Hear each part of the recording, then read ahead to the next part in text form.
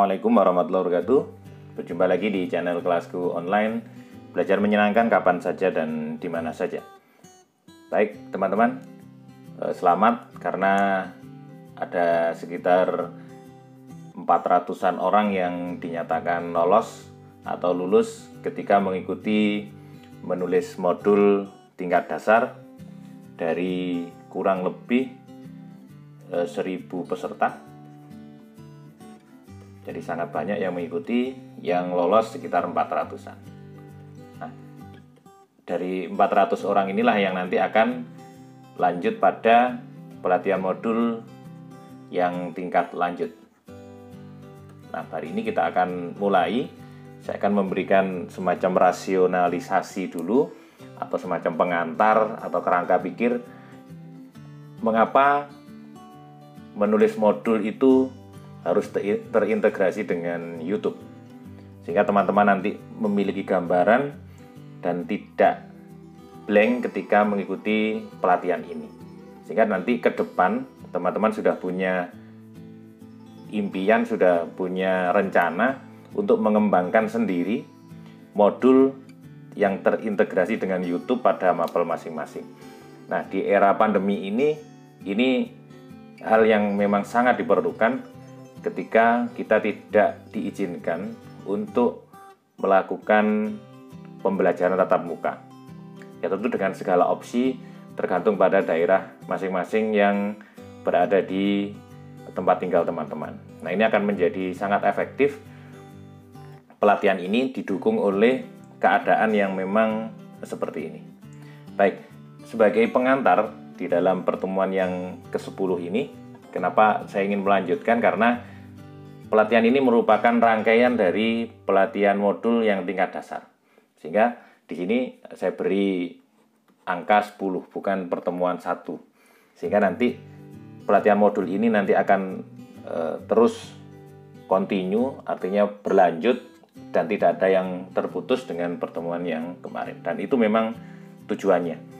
Jadi modul konvensional kemarin yang sudah teman-teman selesaikan itu nanti akan menjadi acuan untuk memberi QR atau semacam tautan ke video yang nanti akan teman-teman unggah ke YouTube. Nah, disinilah nanti kunci dari beberapa materi yang nanti akan saya sampaikan, tidak sebanyak yang kemarin, tetapi di sini kita akan cenderung kepada YouTube. Sebagai catatan teman-teman, di sini saya tidak menjelaskan tentang bagaimana monetize, bagaimana membuat thumbnail, walaupun nanti akan saya berikan sekilas saja. Karena di sini memang tujuan utama teman-teman kita adalah fokus ke modul. Kita tidak fokus ke YouTube-nya. Karena YouTube ini hanya dijadikan sebagai alat atau media untuk menggantikan pendidik atau menggantikan guru ketika berada di kelas dalam moda tatap muka. Jadi kita tidak spesifik ke YouTube-nya dalam arti kita mempelajari YouTube, tidak. Tetapi bagaimana kita membuat video yang nanti akan mendukung modul kita.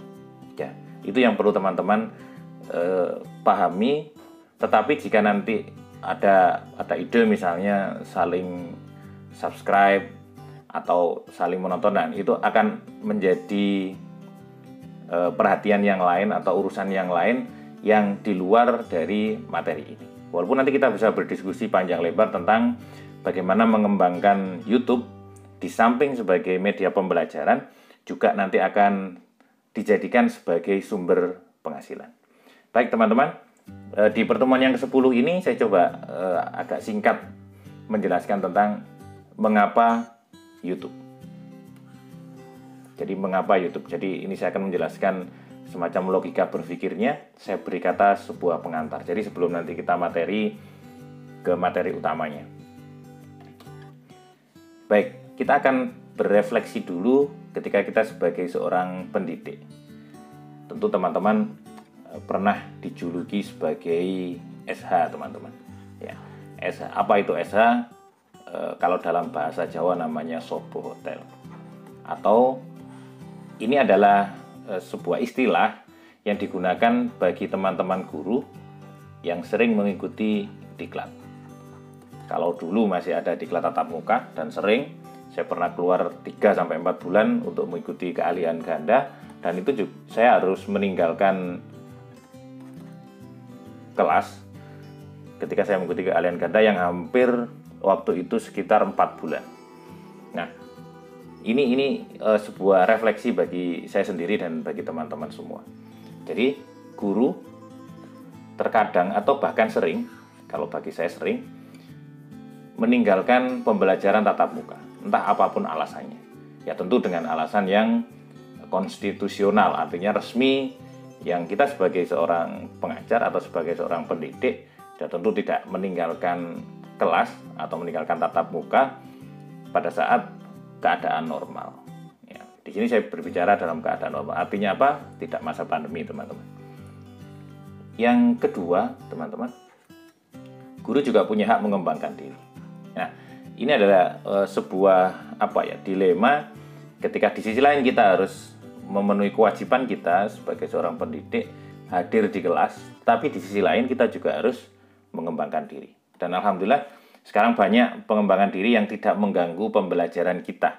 Jadi kalau misalnya dalam keadaan normal, pada saat kami dari P3G mengadakan pelatihan dalam keadaan normal, kita tetap daring, sehingga tidak mengurangi hak anak atau hak peserta didik dalam mendapatkan pembelajaran.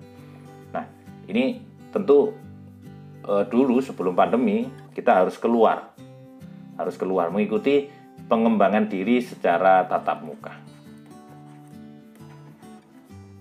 Ya, ini akan menjadi refleksi bagi seorang pendidik. Yang ketiga adalah guru era pandemi melakukan pembelajaran daring.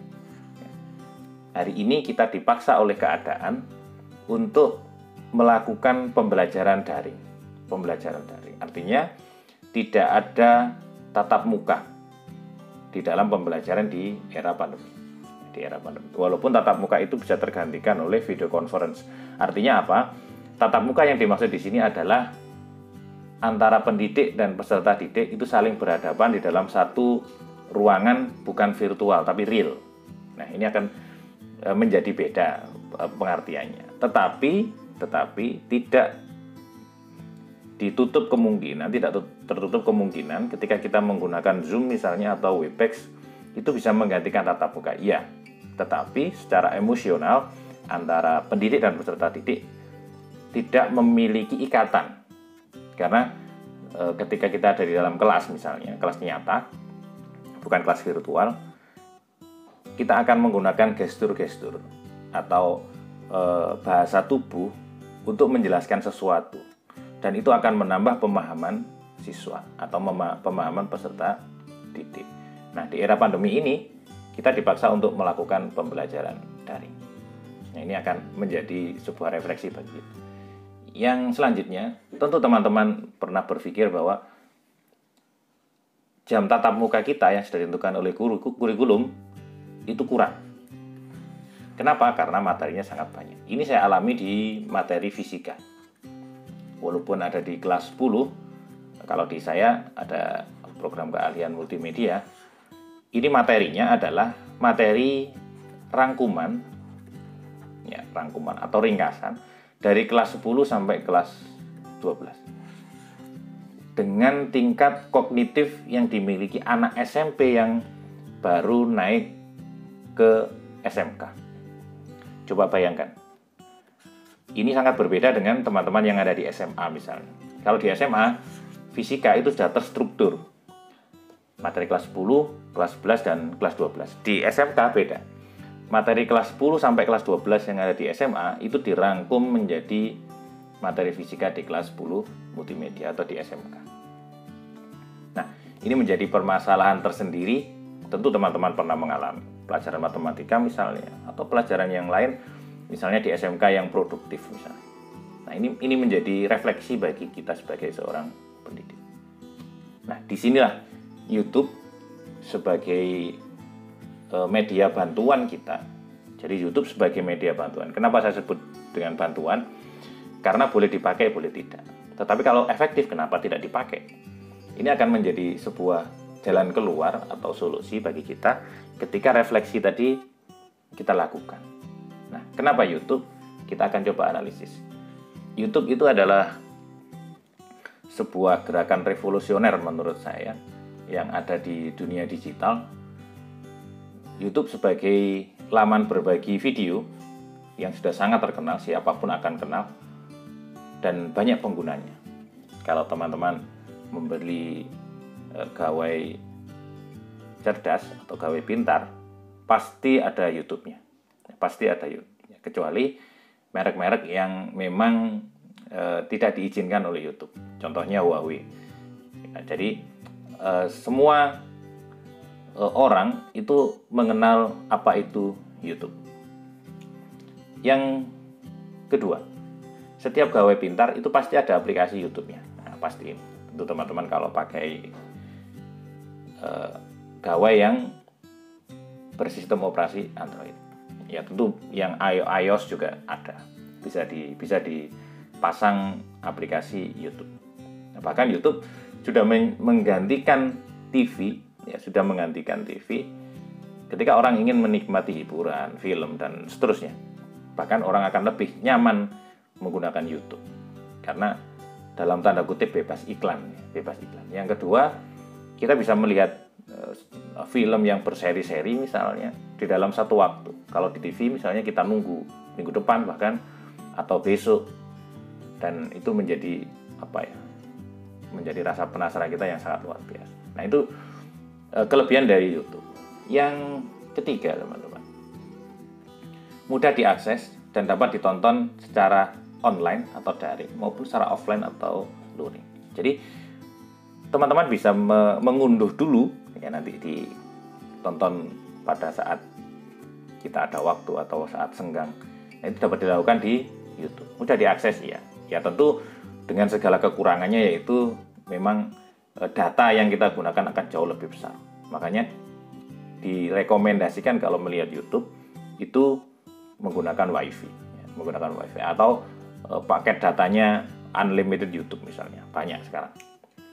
Yang keempat, teman-teman, yang terakhir, bisa diakses di mana saja dan kapan saja. Ini yang menjadi kelebihan dari YouTube. Kalau TV, kita masih harus berada di rumah misalnya melihat TV.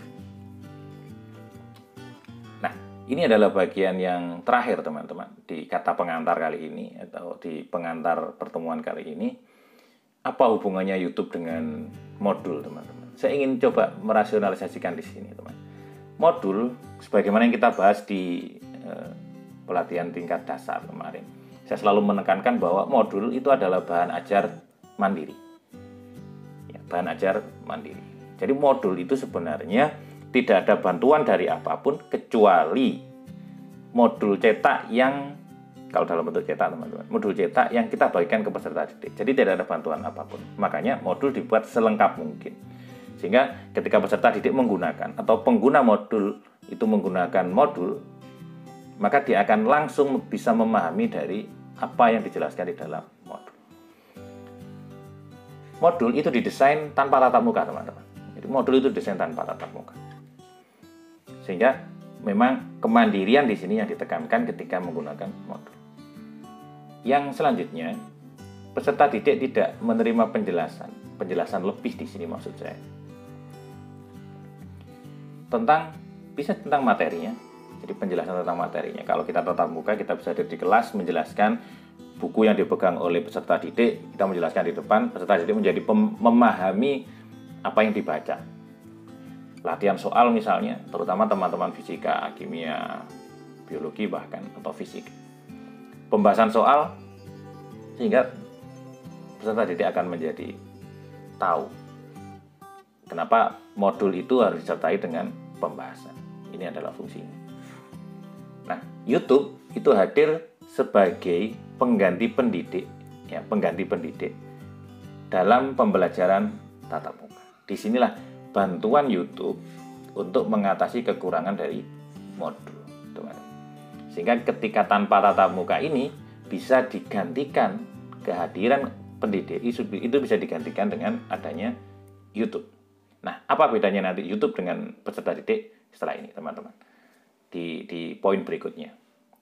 Jadi YouTube itu bisa digunakan ketika kita menjelaskan materi, kita rekam, terus kita unggah ke YouTube, maka itu bisa menjadi pengganti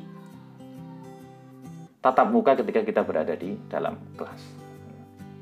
Nah, yang terakhir, YouTube dapat ditonton berulang-ulang, ya tentu dalam keadaan tadi bisa daring atau bisa online maupun bisa offline, teman-teman. Nah, apa perbedaannya YouTube dengan guru? Kalau YouTube ini satu arah, teman-teman. Jadi kita menjelaskannya satu arah kepada peserta didik. Ketika guru berada di kelas, dia akan dua arah. Sehingga sewaktu-waktu peserta didik tidak paham, maka dia bisa langsung menyela atau menanyakan langsung kepada pendidik. Tapi YouTube beda. Nah, ini bisa disiasati lagi dengan bertanya di kolom komentar misalnya. Atau kita membuat kelas virtual di dalam grup WA misalnya. Nah, ini sebenarnya menjadi ya tentu dengan segala kelebihan dan kekurangannya. Kalau guru dalam kelas tentu tidak seperti YouTube yang bisa diulang-ulang penjelasannya. Karena kalau teman-teman bilang guru di dalam kelas itu adalah radio yang tidak bisa diulang penjelasannya. Nah, ini akan menjadi kelebihan dan kekurangan yang saling melengkapi ketika kita membahas tentang apa itu YouTube dan apa itu modul. Nah, ini sebagai pengantar, teman-teman, semoga teman-teman bisa memahami logika yang ingin saya bangun, bahwa kehadiran YouTube itu bisa kita manfaatkan di dalam pembelajaran kita, untuk mendukung pembelajaran kita. Sesederhana apapun video yang kita buat, nanti akan bisa membantu peserta didik dalam memahami materi tertentu. Nah, jadi teman-teman tidak usah membayangkan kita sebagai profesional YouTuber misalnya, tidak usah. Sebagaimana video yang saya buat seperti ini, asal pesan yang saya sampaikan dan penerima pesan, teman-teman sebagai penerima pesan itu memahami apa yang saya sampaikan, dan itu sudah selesai sebenarnya. Nah, perkara nanti teman-teman bisa lebih profesional dalam membuat video, itu akan lebih bagus lagi. Nah, teman-teman nanti bisa menyempatkan diri melihat ini, teman-teman. Saya sangat merekomendasi. Jadi di channel Khan Academy. Ya. Seperti itu, kita menggantikan posisi pendidik di dalam kelas seperti di videonya Khan Academy. Ya. Nanti coba teman-teman lihat. Silakan teman-teman mengisi daftar hadir untuk pertemuan pengantar ini. Jadi jangan lupa seperti biasanya, teman-teman, seperti pertemuan kita di tingkat dasar. Baik, teman-teman, jangan lupa like video ini, tinggalkan jejak di bawah, teman-teman, bagaimana kesan sebuah pengantar ini. Jangan lupa di-subscribe bagi teman-teman yang belum subscribe, dan sangat saya rekomendasikan untuk di-share ke media sosial teman-teman agar ini menjadi amal ibadah teman-teman, sudah menyebarkan sesuatu yang bermanfaat. Terima kasih. Sebagai pengantar, Assalamualaikum warahmatullahi wabarakatuh.